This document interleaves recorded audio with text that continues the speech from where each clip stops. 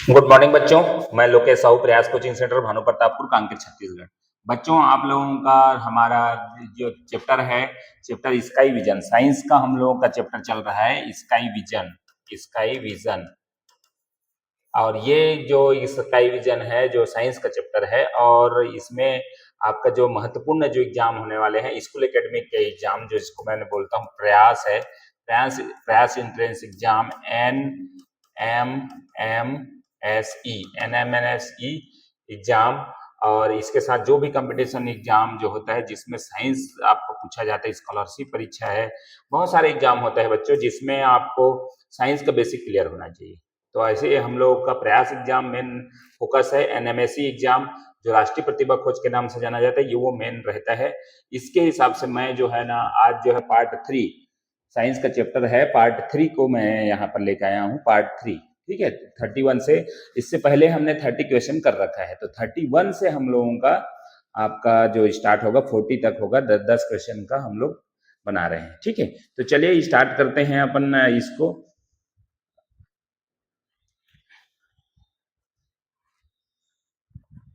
ये जो है आपका जितना भी है क्वेश्चन 31 नंबर क्वेश्चन में लिखा है, क्या लिखा है, निम्न में से सूर्य के सबसे नजदीक का ग्रह, देखिए सूर्य है ना, सूर्य के सबसे नजदीक का ग्रह, तो देखिए ये सन है हम लोगों का, सन।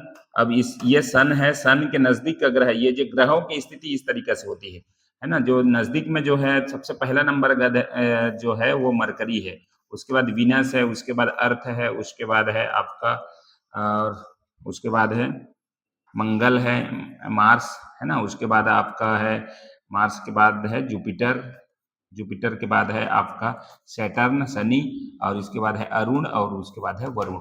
ठीक है, तो ये इस तरीके से है आपका। हिंदी में है आपका बुध, शुक्र, पृथ्वी, मंगल, पृथ्वी के बाद मंगल, मंगल के बाद बृहस्पति, बृहस्पति के बाद शनि, शनि के बाद है अरुण, अरुण के बाद है वरुण।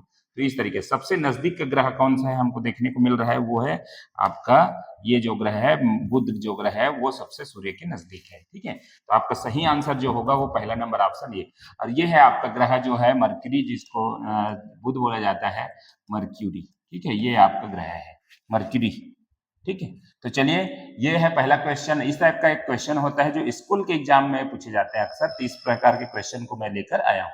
चलिए दूसरा नंबर है, किस एक ग्रह, दूसरा नंबर क्वेश्चन पूछा है, किस एक ग्रह की धरातल चट्टानी व प्रवृत्ति है, किस एक ग्रह की धरातल। तो यही है आपका क्वेश्चन, आपका किस एक ग्रह का, which planets have rocky and mountainous. ठीक है, जो वहां का जो वो है ग्रह के धरातल, धरातल मतलब जो अंदर का जो धरातल है, वो जो धरातल जो है क्या होता है, वो होता है चट्टानी होता है। ठीक है, तो अभी ये जो ग्रह है वो क्या नाम है उसका, मरकरी, मर्क्यूरी। ठीक है, मर्क्यूरी, या फिर आपका बुध, बुध जो ग्रह है उसका धरातल जो है चट्टानी और प्रवृत्ति है, पर्वतनुमा है ना, तो इतना चट्टानी है वो। ठीक है, तो ये है आपका दूसरा नंबर क्वेश्चन। तीसरा नंबर क्वेश्चन देखिए, निम्न में से सबसे चमकीला ग्रह कौन सा है, सबसे चमकीला ग्रह। ठीक है, सबसे चमकीला ग्रह के नाम से किसको जाना जाता है, तो ये है आपका वो ग्रह जिसको चमकीला के नाम से जाना जाता है। सबसे चमकीला ग्रह कौन सा है, ठीक है, तो ये है सबसे चमकीला ग्रह शुक्र। ठीक है, सबसे चमकीला ग्रह के नाम से जाना जाता है वो है आपका शुक्र, सबसे चमकीला ग्रह है ना। तो ग्रहों की स्थिति में ये दूसरे नंबर पर है, सेकंड सेकंड प्लेनेट है ये जो ग्रहों के स्थिति में है। ठीक है, और ये आगे वाला सवाल में मैं इसको, इसके बहुत सारे जो फीचर्स हैं उसको मैं हर एक पॉइंट के हिसाब से एक एक तो ही बता रहा हूँ, क्योंकि इसके बहुत सारे फीचर्स हैं, जैसे चमकीला ग्रह है, भोर का तारा, सांझ का तारा, तो इसको मैंने अलग से, इसी में ही क्वेश्चन है, तो इसलिए मैं उसको पहले डील ना करके एक एक ही क्वेश्चन बता रहा हूँ कि ये शुक्र जो है आपका शुक्र ग्रह है, और शुक्र ग्रह जो है सबसे चमकीला ग्रह है, सबसे चमकीला ग्रह। ठीक है, चमकीला, तो ये याद रखें। पिक्चर को देखने से बच्चों, आप लोगों को कभी भी याद करना है कोई चीज तो विजुअलाइज बोलते हैं जिसको, दृश्य श्रव्य, मतलब देखने से दृश्य और श्रव्य दोनों एक साथ होना चाहिए, उस वो जल्दी से मेमोराइज हो जाता है, याद हो जाता है, इसलिए मैंने पिक्चर रखा है। ये जो ग्रह है उसको आप याद रखें, ये सबसे चमकीला दिख भी रहा है रेड कलर का, है ना, तो ये ऐसा आप याद करें, ऐसा करके मैंने इसको इस तरीके से डिजाइन किया है। निम्न में से किस एक ग्रह को भोर का तारा या सांझ का तारा के नाम से जाना जाता है, तो ये जो ग्रह है वो ग्रह का नाम है शुक्र, और शुक्र मतलब वीनस। और वीनस एक ऐसा ग्रह है जिसको हमको भोर का तारा और सांझ का तारा, भोर का तारा और सांझ का तारा क्यों कहा जाता है, क्योंकि ये भोर मतलब सुबह सुबह मतलब ये चमकता है, ठीक है, और सांझ सांझ को भी तैरता है, शाम को, है ना। तो आपको मॉर्निंग स्टार और इवनिंग स्टार के नाम से जाना जाता है शुक्र। आप ऐसा बोल सकते हैं शुक्र मॉर्निंग इवनिंग, मॉर्निंग इवनिंग में चमकता है, इवनिंग में चमकता है, ऐसा मतलब आप करेंगे याद तो आपको याद हो जाएगा, ठीक है। तो इस तरीके से निम्न में से एक ग्रह जो भोर का तारा और सांझ का तारा के नाम से जाना जाता है वो है आपका शुक्र। नेक्स्ट नंबर है आपका शुक्र ग्रह का द्रव्यमान कितना होता है। शुक्र ग्रह जिसको अभी हमने इधर पढ़ा, ये शुक्र ग्रह है और शुक्र है वीनस, है ना, वीनस।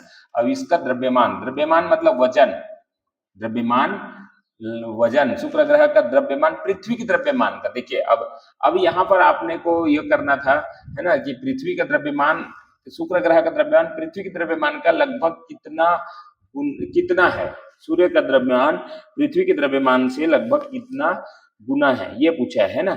तो ये 4/5 लगभग, ठीक है। मान लीजिए शुक्र ग्रह का द्रव्यमान पृथ्वी के द्रव्यमान का लगभग ये, मान लो पृथ्वी का द्रव्यमान मान लीजिए मैं बोल रहा हूँ आपका जैसे कि 120 है ना, 120 है, किसका द्रव्यमान है, पृथ्वी का द्रव्यमान है, पृथ्वी का द्रव्यमान।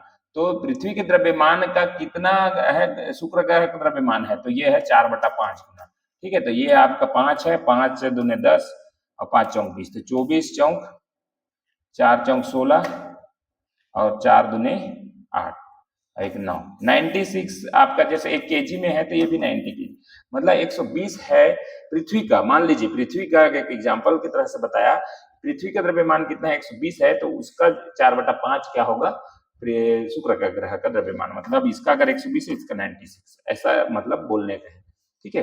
चलिए नेक्स्ट क्वेश्चन, बुध और शुक्र ग्रहों की संख्या कितनी होती है। तो देखिए यहाँ ये है आपका बुध, ये आपका बुध है और ये है आपका शुक्र, ठीक है। ये ग्रहों उपग्रह मतलब होता है जो उपग्रह, है ना, उपग्रह बराबर क्या होता है, जो ग्रहों की चक्कर लगाते हैं, जो ग्रहों की चक्कर लगाते हैं, ठीक है। और ग्रह किसे कहते हैं, जो सूर्य के चक्कर लगाते हैं, है ना। तो ये जो है आपका जो ग्रहों के चक्कर लगाते हैं वो है आपका उपग्रह, उपग्रह मतलब सैटेलाइट, है ना, सैटेलाइट।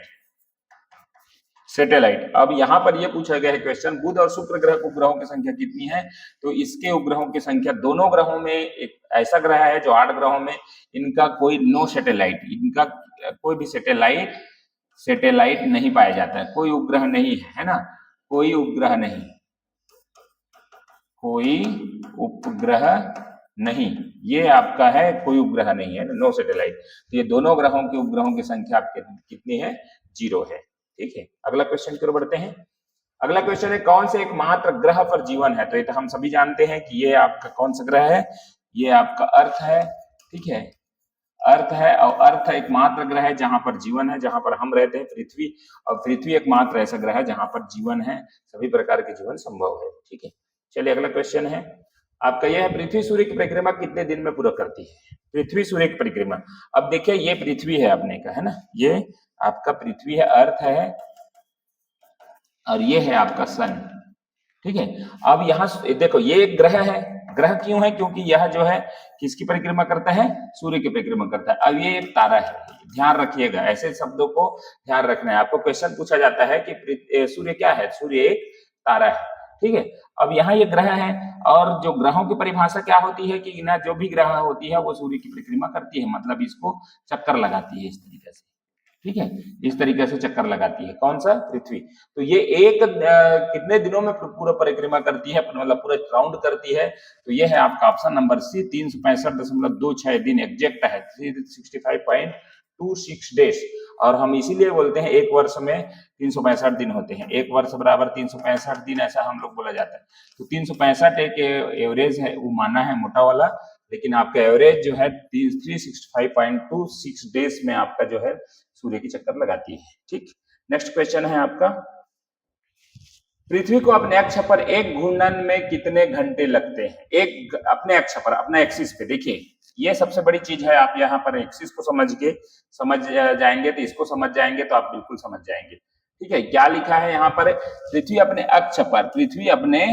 अक्ष पर एक घूर्णन में कितने घंटे का समय लेता है, एक्सिस। तो देखिए यहाँ पर पृथ्वी का एक जो देख रहे हैं आप लोग, northern topic, southern topic, equator, तो ये है आपका इक्वेटर।